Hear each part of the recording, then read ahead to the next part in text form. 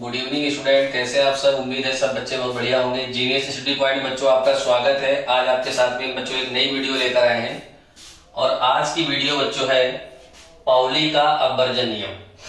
ठीक है बच्चों, आज की वीडियो में हम लोग पाउली के अपवर्जन नियम को समझेंगे। पाउली जो थे बच्चों एक वैज्ञानिक थे जिन्होंने अपना एक नियम दिया जिसको बच्चों हम कहते हैं पाउली का अपवर्जन नियम। ठीक है बच्चों, तो चलिए बच्चों शुरू कर देते हैं वीडियो को हम लोग। अब तो सबसे पहले आप ये जान लीजिए कि पाउली के अपवर्जन नियम में क्या बताया गया। पाउली के अपवर्जन नियम में बच्चों आपको बताया गया कि कोई भी दो इलेक्ट्रॉन है, मान लीजिए बच्चों इलेक्ट्रॉन एक ए है और एक इलेक्ट्रॉन बी है, तो आपसे कहा गया कि ये भी एक इलेक्ट्रॉन है, ये भी एक इलेक्ट्रॉन है। इन दोनों इलेक्ट्रॉनों के लिए जो चारों क्वांटम संख्याएं होंगी उनके मान कभी एक समान नहीं होंगे। मान लीजिए n का मान इसके लिए 1 है, इसके लिए भी n का मान 1, l का मान इसके लिए 0, इसके लिए l का मान 0, m का मान लो बच्चों इसके लिए 0, m का मान इसके लिए भी 0। यानी कि a और m, सॉरी यहाँ पर a और b, इन दोनों परमाणुओं के लिए n, l, m के मान बिल्कुल एक समान है। लेकिन जो s का मान होगा वो एक दूसरे के विपरीत होगा। अगर इसके लिए s का मान -1/2 होगा तो बच्चों इसके लिए s का मान +1/2 निकल कर आएगा। बस पाउली ने यह बताया था कि कोई दो इलेक्ट्रॉन के लिए चारों क्वांटम संख्याओं का मान एक समान नहीं हो सकता। ठीक है, तो चलिए पाउली के अपवर्जन नियम को बच्चों हम लोग समझते हैं। इस नियम के अनुसार इस नियम के अनुसार ठीक है। अब यहां पर बच्चों लगा देंगे हम लोग कॉमा और उसके बाद इन्वर्टेड कॉमा। ठीक है, इस नियम के अनुसार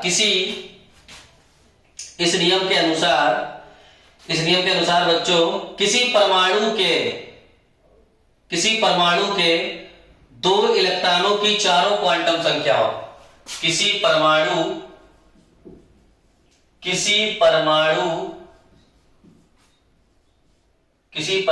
के दो इलेक्ट्रॉनों, किसी परमाणु की किन्हीं दो इलेक्ट्रॉनों की लिख सकते हो, या ऐसे लिख लो किसी परमाणु के दो इलेक्ट्रॉनों, किसी परमाणु के दो इलेक्ट्रॉनों की चारों क्वांटम संख्याओं का मान। ठीक है, अगर यहां पर आपको बच्चों दिखाई न दे तो यहां पर इसको मिटा दे रहे हैं। ठीक है, किसी परमाणु के दो और इसके आगे यहां लिख देते हैं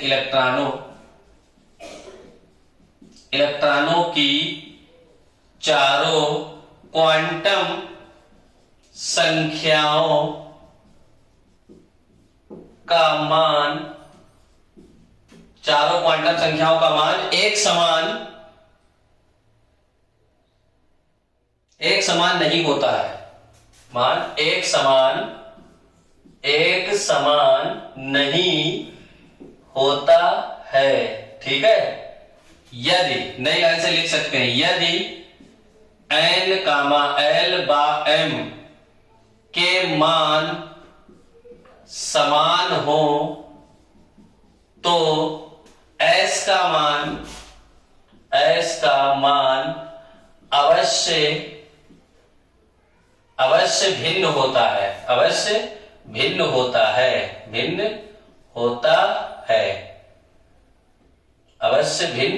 है। यहां पर लिख दे रहे हैं। ठीक है बच्चों, ये आपका पाउली का अपवर्जन नियम है। फिर से एक बार आपको बता दें, इस नियम के अनुसार किसी परमाणु के दो इलेक्ट्रॉनों की चारों क्वांटम संख्याओं का मान एक समान नहीं होता है। यदि n, l, m के मान समान हो तो s का मान अवश्य भिन्न होता है या अवश्य भिन्न होगा। ठीक है, समझ गए। अब बच्चे कहेंगे सर क्वांटम संख्याएं क्या होती है, तो इससे पहले की वीडियो यूट्यूब पर अपलोड है बच्चों। ठीक है, वहां से आप लोग सबसे पहले क्वांटम संख्याएं पढ़ लें। क्वांटम संख्याएं क्या क्या होती है, जब आपको क्वांटम संख्याओं की जानकारी होगी तब जाकर आप पाउली के अपवर्जन नियम को समझ पाएंगे। तो चलिए इनका भी एग्जाम्पल बच्चों समझ लेते हैं। एग्जाम्पल के तौर पे इनके नियम को समझते हैं खूब अच्छी तरीके से बच्चों। जैसे मान लीजिए हमारे पास बच्चों कोई परमाणु है, हमने ले लिया बच्चों हीलियम ले लिया, ठीक है, हीलियम He हीलियम। अब बच्चों इसका परमाणु क्रमांक होता है 2। कितना होता है? हीलियम का परमाणु क्रमांक 2 होता है, ठीक है। हीलियम की जगह पर आप कोई और भी परमाणु ले सकते हो, जरूरी नहीं कि आप हीलियम ही लो, ठीक है। कोई सा भी आप एक परमाणु ले सकते हो, नाइट्रोजन ले सकते हो, ठीक है। मान लो नाइट्रोजन ले लिया, इसका परमाणु क्रमांक बच्चों कितना होता है? 7 होता है, ठीक है। अब इसका इलेक्ट्रॉनिक विन्यास कर लीजिए, फर्स्ट S2 2S2 2p। अब कितना होगा? 7 है, 2 2 4 और यहां पर कितने आएंगे? 2p3। चलिए अब बात कर लेते हैं यहां पर इलेक्ट्रॉन की, ठीक है। तो किसी भी इलेक्ट्रॉन को जरूरी नहीं, यहां पर फर्स्ट S2 ले सकते हो, 2S2 ले सकते हो, 2p3 ले सकते हो। तो हमने बच्चों यहां पर फर्स्ट S2 के लिए निकालते हैं चारों क्वांटम संख्याओं का मान, ठीक है। तो फर्स्ट S2 के लिए निकालोगे तो सबसे पहले S में कितने ऑर्बिटल होते हैं?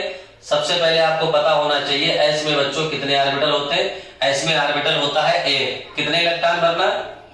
आपको 2 इलेक्ट्रॉन भरना है, 1 और 1 2 भर दिया आपने। S में 2 इलेक्ट्रॉन थे, 2 भर दिए। अब एक ये पहला वाला इलेक्ट्रॉन, ये दूसरा वाला इलेक्ट्रॉन। तो पहले वाले इलेक्ट्रॉन के लिए चारों क्वांटम संख्याओं का मान निकाल लो और दूसरे वाले इलेक्ट्रॉन के लिए चारों क्वांटम संख्याओं का मान निकाल लो, ठीक है। तो पहले वाले इलेक्ट्रॉन के लिए निकालते हैं, ठीक है। तो यहां पर हम पहले वाले इलेक्ट्रॉन के लिए निकालेंगे तो बच्चों n बराबर कितना आएगा? S के इंटू में 1 है तो n बराबर 1 हो गया।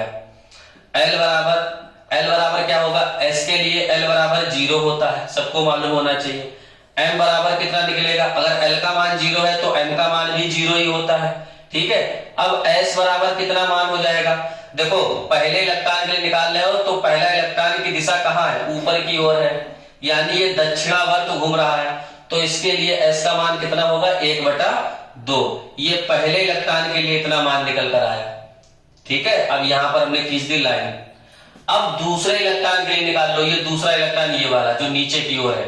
अगर इसके लिए हम चारों क्वांटम संख्याओं का मान निकालें तो n का मान कितना होगा? S के इंटू में 1 है तो n का मान यहां पर भी 1 होगा। L का मान S के लिए यहां पर भी 0 है तो यहां पर भी L का मान 0 होगा। M का मान कितना होगा? अगर L का मान 0 है तो M का मान वैसे भी 0 हो जाएगा। अब S का मान अलग होगा। देखो ये वाला जो दूसरा इलेक्ट्रॉन है बच्चों, ये नीचे की ओर है, इसकी दिशा नीचे की ओर है, यानी ये वामावर्त घूम रहा है, एंटी क्लॉकवाइज घूम रहा है। तो इसके लिए S का मान कितना होगा? -1/2 निकल कर आएगा। अब देखिए ये 2 इलेक्ट्रॉन थे, ठीक। 2 इलेक्ट्रॉन में पहले वाले इलेक्ट्रॉन के लिए NLM इन तीनों के मान एक समान है, लेकिन S का मान कैसा है? इसके लिए 1/2 प्लस 1/2 और इसके लिए -1/2। तो पाउली ने यही बताया कि कोई भी परमाणु हो उसमें अगर 2 इलेक्ट्रॉनों के लिए, किन्हीं 2 इलेक्ट्रॉनों के लिए चारों क्वांटम संख्याओं का मान निकालोगे तो चारों क्वांटम संख्याओं का मान एक समान नहीं होगा। अगर NLM के मान एक समान होंगे भी तो उसमें S का मान कैसा होगा? अवश्य भिन्न होगा, अलग होगा। बस बच्चों इसी को ही हम कह देते हैं पाउली का अपवर्जन नियम, ठीक है। उम्मीद है आपको ये वीडियो और ये नियम पूरा समझ में आया होगा। अगर नियम आपको समझ में आया हो, नियम अगर आपको अच्छा लगा हो तो वीडियो को लाइक कर दें और वीडियो को लाइक करने के बाद ज्यादा से ज्यादा आप लोग वीडियो को शेयर कर दें, ठीक है बच्चों।